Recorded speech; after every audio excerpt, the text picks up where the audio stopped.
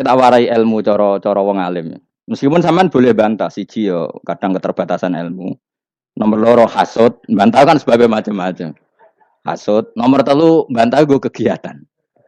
Kayak wong kuliah nak agak kritis kan darani ra pinter. Jadi cocok lah ya kudu bantah. Engko khas-khasan cerdas apa?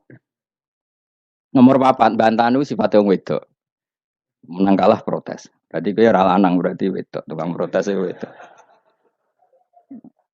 Nomor 5 bantah itu berarti dia punya keiskalan tapi nggak bisa keluar dari keiskalan itu. Jadi problem Anda ditimbangkan ke saya, itu ya ora sopan. Problem-problemnya dewe kok ditimbangkan ke saya. Begini terang no. Hukumnya Allah Ta'ala itu ada yang berstatus itu lugu. Lugu itu ya lugu ummi. Karena agama ini memang ummi. Ummi itu lugu. Sehingga agama ini tidak perlu diterangkan. Ketika Abu Hanifah, agama ini ketika datang, itu orang lugu. Lugu itu murni. Murni itu proporsional. Sehingga sifat ummi itu baik. Misalnya saya bilang gini, rungon awas kena keliru. Kalau kamu sholat itu batal kalau makan. Itu ukurannya 1 upo apa 1 piring? 1 upo kan? Itu sudah batal. Terus kalau saya bilang gini, Cong nak tamu keimangan, itu 1 piring tak 1 upo. Ndak jawab ya. 1 piring. Orang iso misal, tak keimangan gue 1 upo. Nah, lalu Anda ditanya gini, lalu definisi makan itu apa? Memasukkan 1 piring ke mulut, apa 1 upo ke mulut? Dalam bab sholat, 1 upo ke mulut itu makan. Tapi dalam bab hormat tamu itu 1 piring. Setuju ya? Tak warai pinter kayak. Ayo tak warai ya. Wes setuju ya? Wes pinter. Lo jawab wes pinter. Urung. Lailatul Qadar ya ngono. Misalnya Lailatul Qadar menjadi super karena ada sesuatu yang super turun yaitu Lailatul Quran. Jadi menjadi super karena yang turun adalah sesuatu yang super dan itu artinya tanggal. Loh, salah deh aku cek. Iku utek tanggal 21 kabeh sing ngaji ning kene. Oh jelas inna anzalnahu fi lailatul qadar. Hurujuke ning ndi? Quran kan? Wa ma adraka ma lailatul qadar. Lailatul qadri khairum min alfi syahr. Makanya Lailatul Qadar itu ya bisa saja tanggal 1 kemarin sudah kelewat. Mbok entah ini jebelis baris dada. Atau mungkin Saban. Jadi perdebatan ulama tentang Lailatul Qadar. Malah ada wali yang bilang saya tiap hari mendapat Lailatul Qadar. Nah, itu malah ra kelas meneh, malah pusing, malah napa? Pusing. Udah gak usah mikir itu. Jadi hukumnya Allah itu ada 2. Ada hukum itu lugu dan ini bagus. Makanya saya itu kenangan saya terbaik dalam membela Allah dan Rasul. Saya ulang lagi, kenangan saya terbaik dalam membela Allah dan Rasul itu masalah faraid. Dulu mungkin banyak yang ingat lah ketika tahun berapa lupa saya. Tapi ada seorang menteri dan pakar Islam menggulirkan isu hak waris itu sama. Lelaki dan perempuan sama. Alasannya karena perempuan sekarang kerja. Jadi gara-gara kesamaan gender kemudian mereka ingin bagi waris itu apa? Sama lidzakari bisuhadil. Dan saya itu ditentang. Gerakan itu pernah menguat, termasuk yang bisa dengan tanda kutip bisa menghentikan gerakan itu termasuk itu saya. Yang punya pikiran gitu tak parani, tak tantang begini. Saya bilang gini, Anda ngomong ini itu karena pinter apa karena tren? Tak tanya, ya karena pinter. Saya ini kan orangnya keren, punya kepangkatan jos lah. Ya kepangkatan jos, kepangkatan dunia, mesti cara pangeran bojos ora ya ora roh. Cara ukuran dunia itu jos lah. Tak tanya, saya itu Pak, termasuk yang setuju gerakan kesamaan gender. Dulu kan lelaki perempuan itu beda sekali karena lelaki kerja perempuan enggak. Sekarang sama-sama kerja maka warisnya harus sama. Terus saya tanya gini, lalu penyebab warisan itu kerja apa lelaki? Dia jawab kerja. Dia nggak ngerti kalau ngadepin saya. Saya ini kan orang alim yang biasa belajar mantek. Dia ini roh aku ngalim. Sembrono ya jadi ini. Ketika tak tanya gini, lalu misalnya saya punya anak, yang anak saya putri itu direktur BUMN atau direktur bank atau direktur PT besar. Kemudian anak lelaki saya idiot, goblok. Warisannya dikasihkan siapa? Kalau kerja adalah alasan dapat warisan, berarti anak saya perempuan itu yang dapat warisan dong. Anak saya lelaki kan idiot, nggak kerja. Lalu warisan itu berdasar prestasi apa empati? Kalau berdasar prestasi malah Anda ini aneh. sudah kerja direktur BUMN hanya karena dia kerja, dia dapat warisan karena Anda bilang asbabul irsi adalah kerja. Kalau saya bilang karena empati, saya juga gak fair. Yang kerja juga butuh modal gak saya warisi, tapi yang idiot tak warisi karena warisan berdasar empati.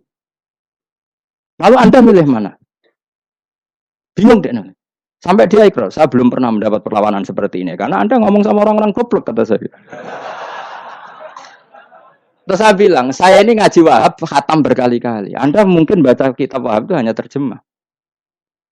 Maka menurut Islam, yang menjadi hak waris itu sebabnya zukurah wal unasah. Kelelakian menjadi dapat 2 bagian, keperempuanan menjadi 1 bagian. Dan itu Islam tidak mau urusan dengan prestasi maupun empati. Mujarrodul zukurah dan mujarrodul unusah. Sehingga dengan seperti ini tuh Islam nggak ribet. Coba kalau kamu pakai ilatul hukmi, pakai cara berpikir logika, malah ruwet. Karena tadi, kalau kesamaan gender itu karena perempuan kerja, lalu misalnya yang lelaki idiot misalnya atau pengangguran, warisan kamu kasihkan siapa? Kalau kerja itu menjadi alasan hukum, kamu kasihkan yang perempuan kan? Aneh nggak? Yang sudah kerja malah kamu kasih warisan, yang nganggur enggak. Berarti berdasar prestasi atau berdasar empati. Kalau kamu dapat warisan, idiot dulu dong. Idiot dulu, goblok dulu, kecelakaan dulu, baru dapat warisan karena dapat empati. Yang sudah PNS nggak perlu dapat warisan karena sudah juga ruwet. Fikih seperti ini ruwet nggak? Ruwet.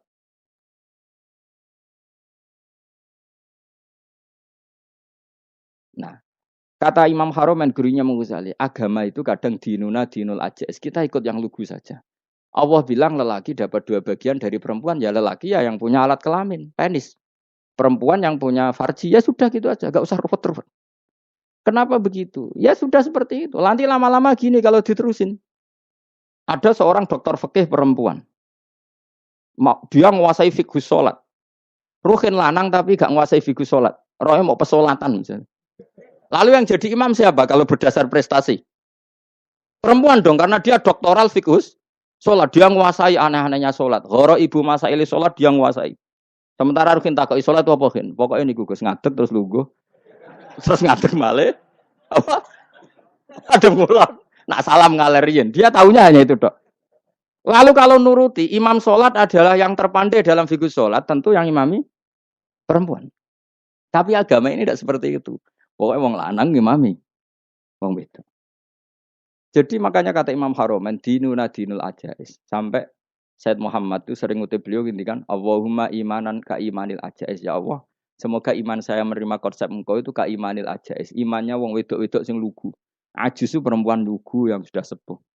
Jadi misalnya ngukur anak seneng ya anak kono gedang goreng, ngekei duwe, ya lugu saja. Itu bagus. Daripada kamu pakai argumentasi, karena argumentasi ini sebetulnya kelihatan cerdas, tapi ada kebodohan masif. Karena tadi, kalau hak waris kita otak-atik dengan prestasi, maka yang pro empati akan protes. Paham ya? Masa yang sudah kerja dikasih banyak, yang idiot enggak? Tapi kalau berdasar empati juga aneh. Masa dapat warisan harus goblok dulu, harus kecelakaan dulu. Maka Rasulullah pernah ngendikan ketika ditanya, lalu warisan untuk siapa ya Rasulullah? Nabi jawabnya lucu. Fali aula rojulin dakarin. Jadi Nabi sempat ngendikan kata rojul. Kemudian direvisi dakarin. Fali aula rojulin dakarin. Semua ulama ngendikan dakarin di sini adalah badal. Nabi ngendikan rojulin. Kemudian Nabi ingat kalau rojul itu identik dengan lelaki dewasa. Apa? Kemudian Nabi mengulang lagi dakarin. Tidak harus dewasa, yang penting lelaki. Jadi meskipun baru lahir, dalam keadaan baru lahir namanya apa? Kan dakarin kan? Belum bisa dikatakan rojul. Paham ya? Nabi ngulang 2 kali. Fali aula rojulin dakarin. Ini penting saya utarakan supaya clear. Jadi agama itu gak usah diotak-atik. Ya itu tadi, misalnya imam sholat itu lelaki. Ya sudah lelaki. Lelaki itu apa? Yang punya alat kelamin lelaki. Jangan dibalik ini. Yang dikatakan lelaki itu orang kuat.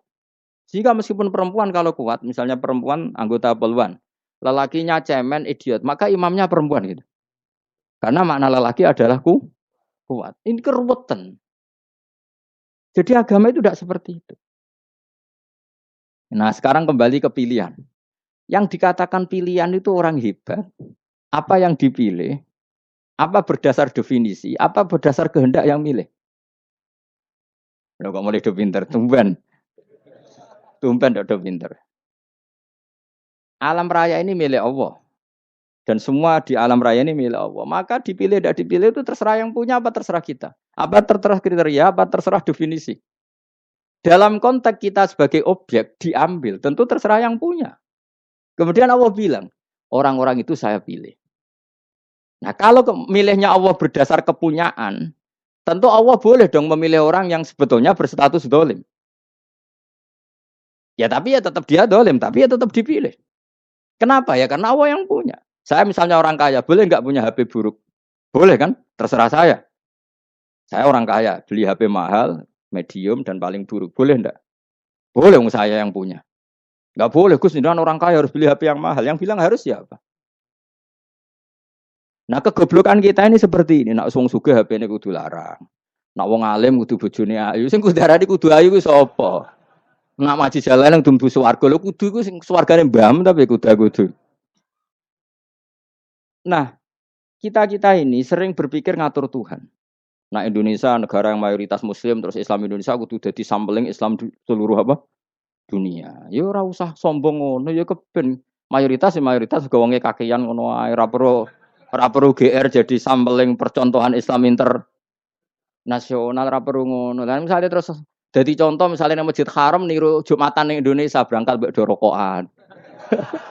Bariku teki diusep-usep nang pojok pager. Lah misalnya wong Mekah terus do ngono kabeh karena mencontoh Islam Indonesia. Kacau gak? Ora usah GR ngono biasa wae. Napa? Biasa wae. Terus misalnya mencontoh Islam Indonesia, Indonesia nak ziarah Wali Songo terus tahlilan nunggu nganti setengah jam. Lah terus raudhah dikepung ngono rak macet Mekah Madinah. Mergo agar ziarah Nabi terus lungguh apa? Sak jam. Nak ning wali sak jam ning Nabi 2 jam lah kira-kira gitu. Ya malah nganyak Kanjeng Nabi tuh. Nabi sekaruan Afdhalul Khalqi mbok dongakno wa maghfir lahu warhamhu. Niku malaikat sak langit misah. Ya Nabi kok dongakno di sepuro. Kowe tapi ya butuh sepuro. Enggak boleh doakan Nabi gitu enggak boleh. Wa sholli ala sayyidina Muhammad wa ala alihi enggak boleh pakai ighfir lahu. Masalah kita tahlilan apalem donga iku terus kamu gunakan. Ya misalnya terjadi percontohan Islam dunia terus Nabi kapundhut ditalkin, nah ditakoki waman rabbuka piye. Terus Nabi warai waman nabiyuka. Mesti Nabi yo pro, lah aku Nabi coba takoki. Jadi kita ini sering kumo luhur karena kita mayoritas terus jadi percontohan ora usah ngono. Paham ya napa? Ndak usah ngono, mayoritas sae, tapi ora usah GR jadi apa? Percontohan internasional. Mungkin kalau masalah Islam damai ya bagus. Tapi itu kan tidak hanya Indonesia. Di mana-mana yang Islam damai juga banyak. Dan yang tukaran juga banyak. Toh yang tukaran nggak pernah maklumatkan diri ini percontohan ya enggak. Ya biasa saja.